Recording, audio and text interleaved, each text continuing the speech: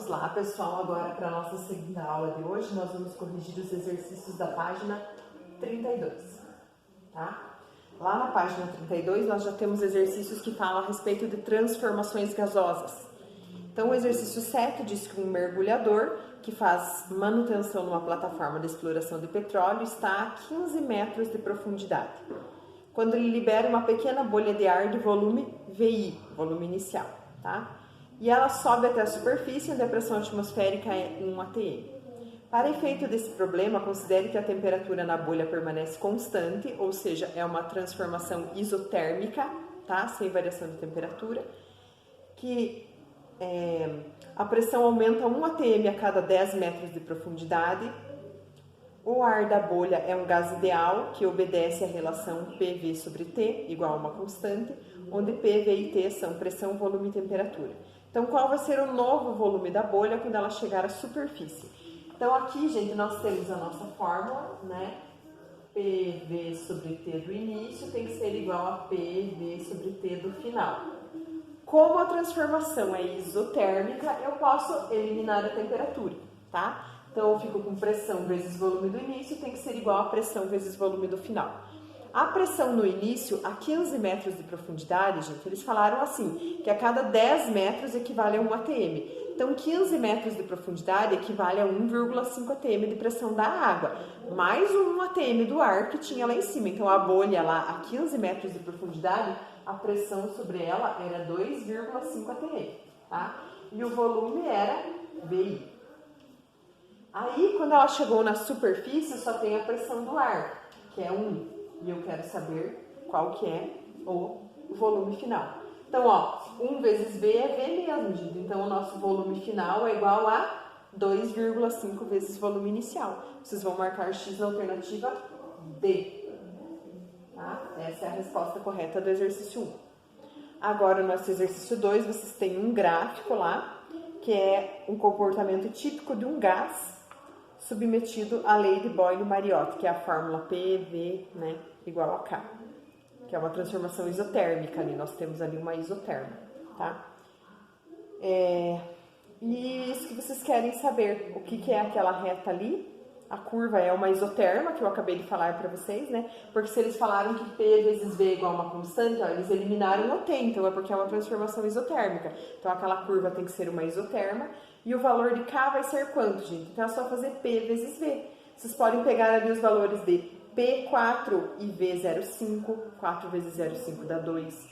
Ou P2 e V1, 2 vezes 1 dá 2. Ou então P1 e V2, 1 vezes 2 dá 2. E quaisquer valores que vocês tirem ali do gráfico, multiplicando pressão por volume, sempre vai dar uma resposta 2. Então, vocês vão marcar X na alternativa D, tá? É uma isotérmica, onde o valor de K é igual a 2. Agora, uma isoterma, né? Agora o exercício... Que 1, 2, 3, desculpa, gente. Agora que eu vi aqui a continuação, né, ó. É o 7, o 8 e agora o 9.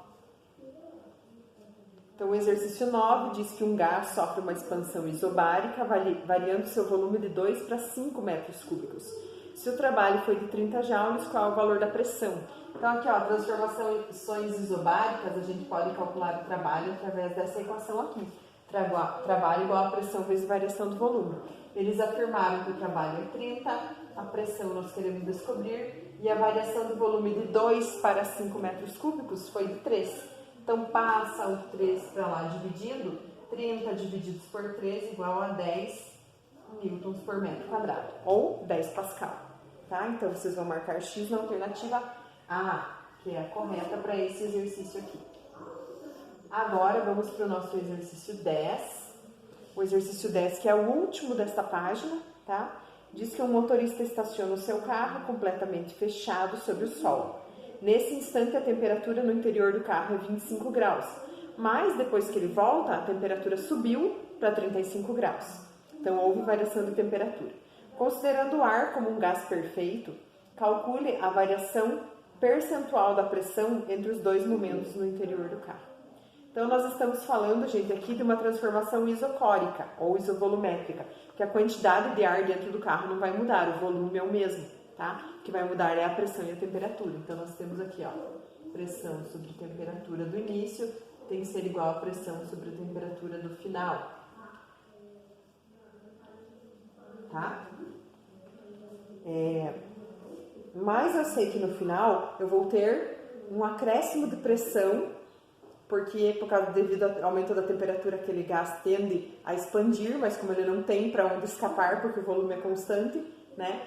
Ele sofre um aumento de pressão e vai sofrer um aumento de temperatura também. Então vamos adaptar aqui, ó. No início tudo permanece igual, mas aqui no final, gente, eu tenho, na verdade, a pressão inicial mais uma variação de pressão que vai acontecer. E eu tenho a temperatura inicial mais uma variação de temperatura que vai acontecer. Tá? Então, agora substituindo nossos valores, chamando aqui, ó, nossa pressão de P. A temperatura era 25, mas eu sempre preciso trabalhar em Kelvin, então eu somo 273 para transformar. 25 mais 273 dá 298. E aqui, ó, eu tenho pressão mais variação de pressão igual. A temperatura final era de 35 graus. Então, 35 mais 273 é igual a 308. Tá?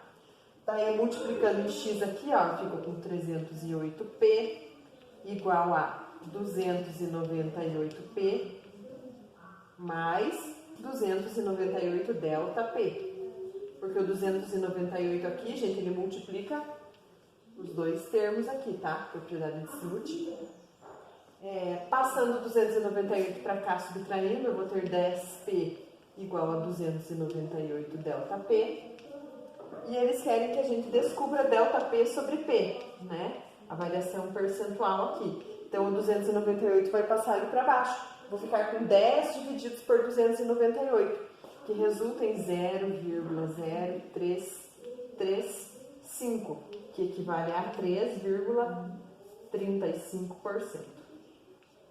Né, ó, a vírgula pula duas casas para frente para virar porcentagem. Então, essa é a resposta final do nosso último exercício, e assim nós finalizamos a correção das páginas 30, 31 e 32. Nossas aulas de hoje vão ser isso, tá, pessoal? E amanhã nos encontramos para iniciar nosso novo conteúdo sobre leis da termodinâmica. Até mais!